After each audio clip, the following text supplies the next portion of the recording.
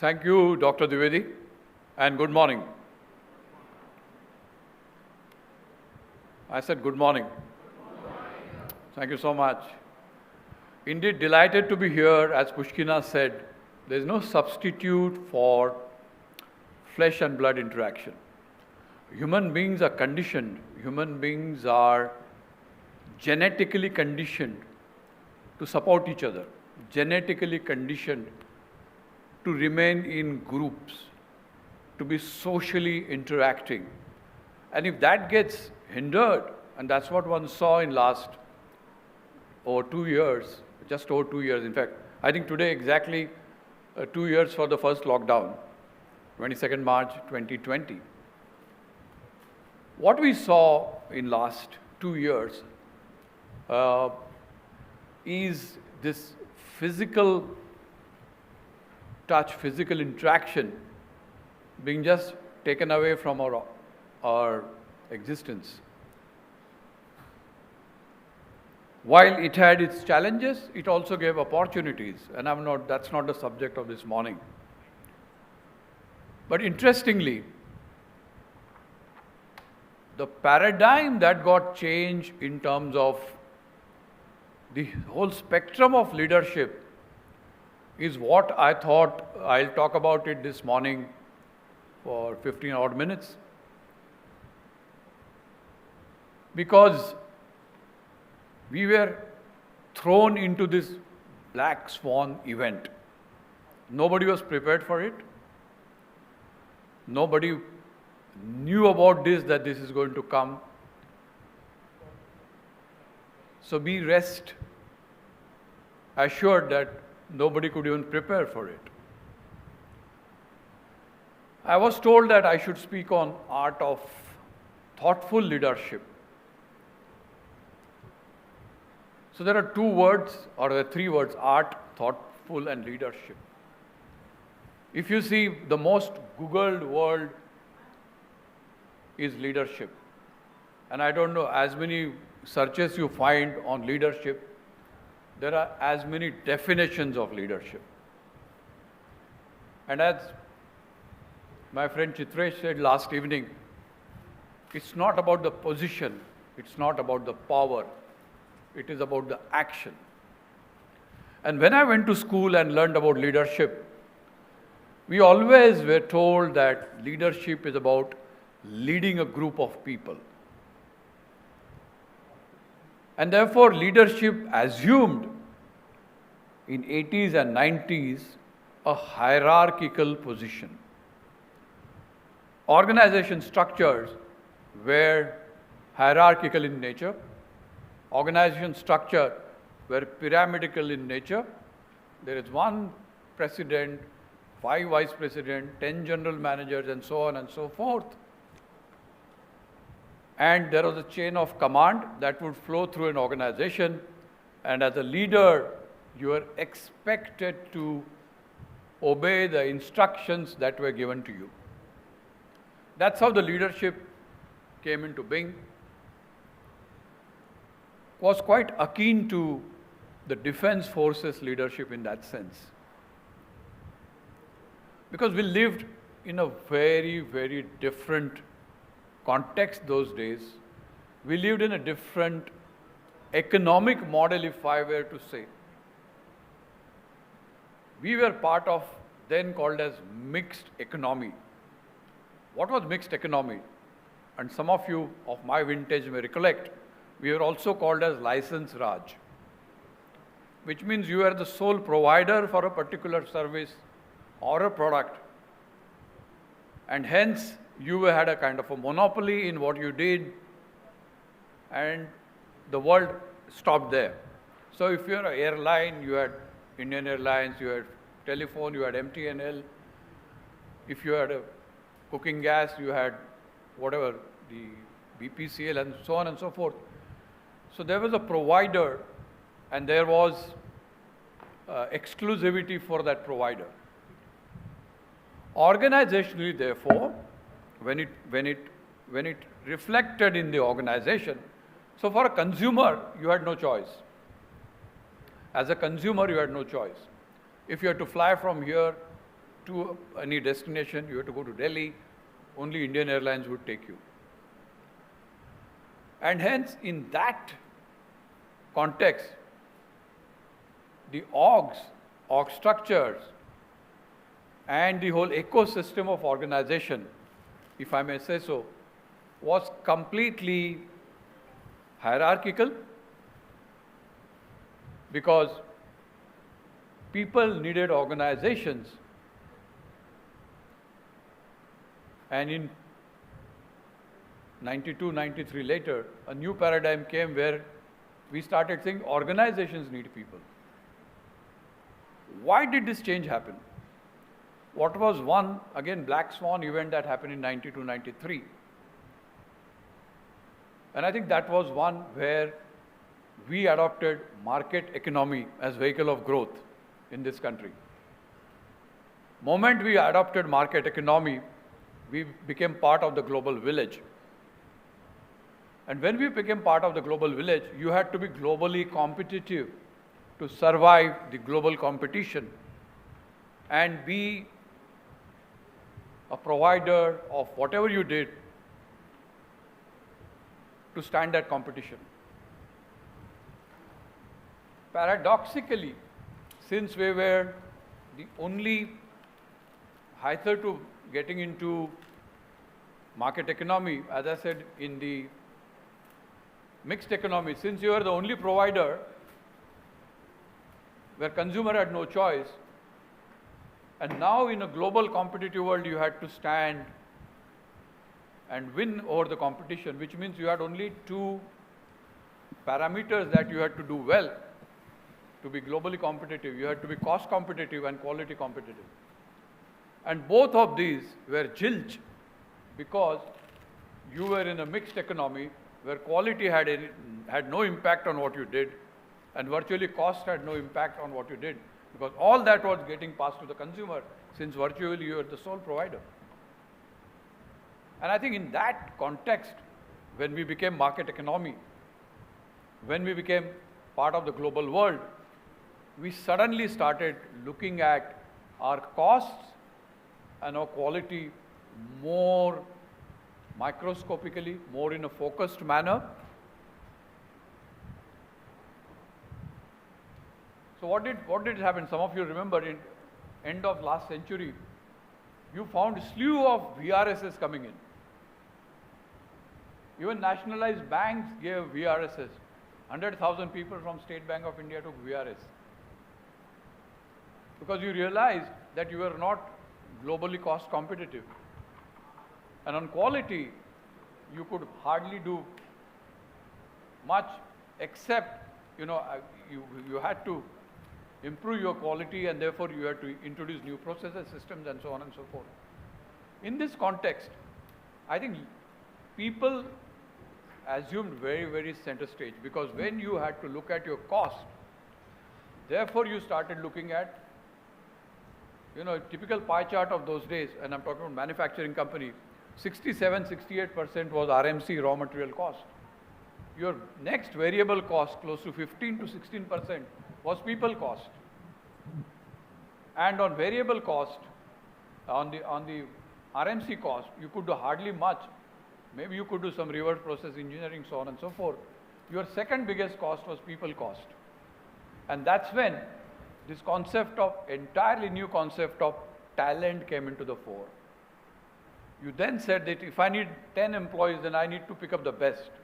If you needed 10 employees, I needed to pick up the most multi-skilled.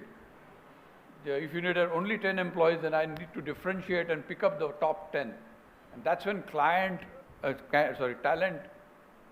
differentiation or talent management came to in being. The leadership therefore changed, huge context here. Recruitment became like a marketing function. Hitherto it was like a selling function. You had to go to market and say, how good I am. This is my leadership. These are people who work with me. Come and join me. We also offer you career growth. We also offer you work-life balance. So the whole juxtaposition of the way we were managing people changed in circa close to last end of last century. But coming to the theme of, I just wanted to put this as a context, because the talent therefore is the only differentiator. Today, every business is about people business. If you are in a business, needless to say, you are only in the people business, because people are the only competitive advantage that you have. And if you lead them well, you nurture them well, they'll stay with you and help you grow. If you don't take care of them, they'll go to your competitors. So, importantly, leadership therefore became a function. Leadership from an hierarchical position came to more people-oriented, people-magnet, people relationship leadership. The classical model of leadership, which was hierarchical, the org structures, which were pyramidal, became more collegiate in nature, became more in terms of engaging with people. The levels got folded into, or rather collapsed. We all know, everybody talks about the most relevant leadership style is what Mahatma Gandhi or Nelson Mandela propounded, the servant leadership. It's not about leading the people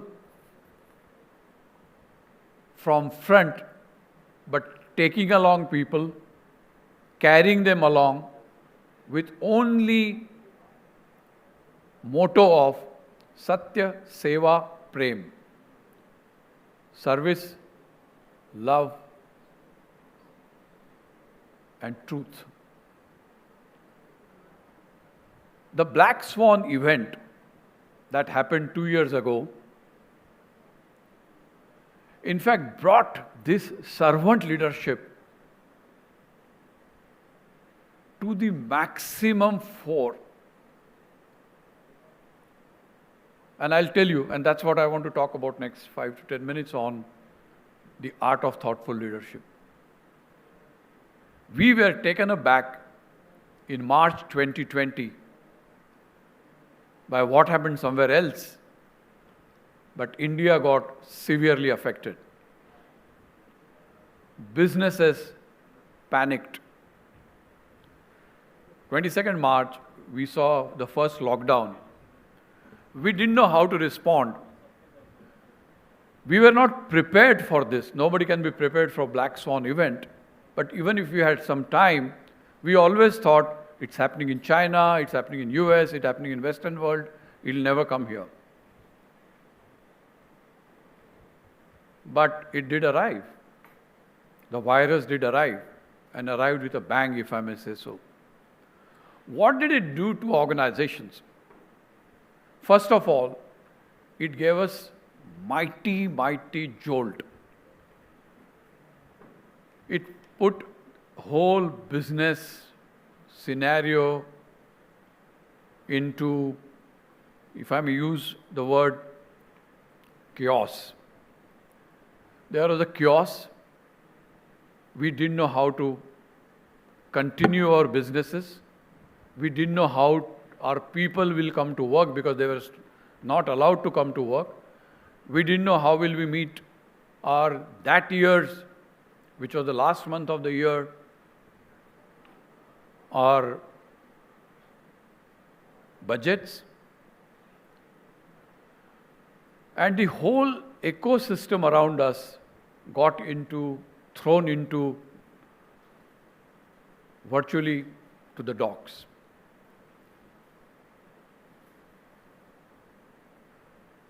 Leadership in organizations which held sway, which won over the virus, which won over this Black Swan event, had something different than others who were panicky. The thoughtful leaders of these organizations, first of all, contextually, we are a manufacturing economy. So most of our businesses were not even equipped to work from home. First 2-3 months, people did not know how to configure their systems to work from home. We did not know, the employees did not know whether my job is safe or not. There was fear, there was scare, there was chaos, and there was complete uncertainty about the future in every employee's mind. And the trigger-savvy leadership responded in a manner when you shoot the trigger. The only response some of these leaders had was to look at the costs, was to look at how can we ensure that we are able to maintain profitability despite facing this black swan event. And hence responded by looking at the costs first, and I'm glad that they looked at the cost first, but I'm not so happy that they looked at the people cost first. Seldom realizing that all of us are in the business of people. All of us are in the business of talent. All of us are in the business of lives of people that work with us. And organizations which responded in this manner are the organizations, my guess, my hypothesis, is where we now are seeing great resignation era. Because people in these organizations realized that when push comes to shove, I am not going to be considered as an important stakeholder in this organization. I rather look forward or look to somewhere else where people care. But the thoughtful leaders who led their enterprises, thoughtful human resources leader which helped CEOs run their enterprises, brought 2 or 3 fundamental, basic human emotions at play. Empathy, compassion, and trust.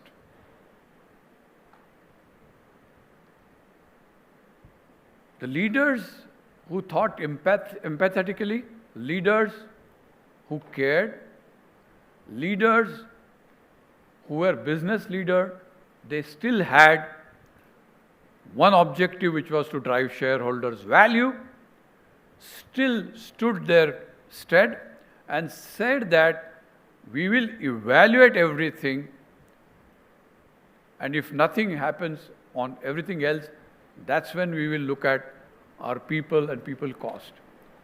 Again here, there are various examples of good leadership where to defer the cost, they got into very, very interesting models, which is differing the increments, differing the LTIs, differing in terms of the performance rewards, so on and so forth, ensuring that you buy some time till some semblance of normalcy comes, and we're still able to generate similar kind of performance, and we'll still meet our budgets.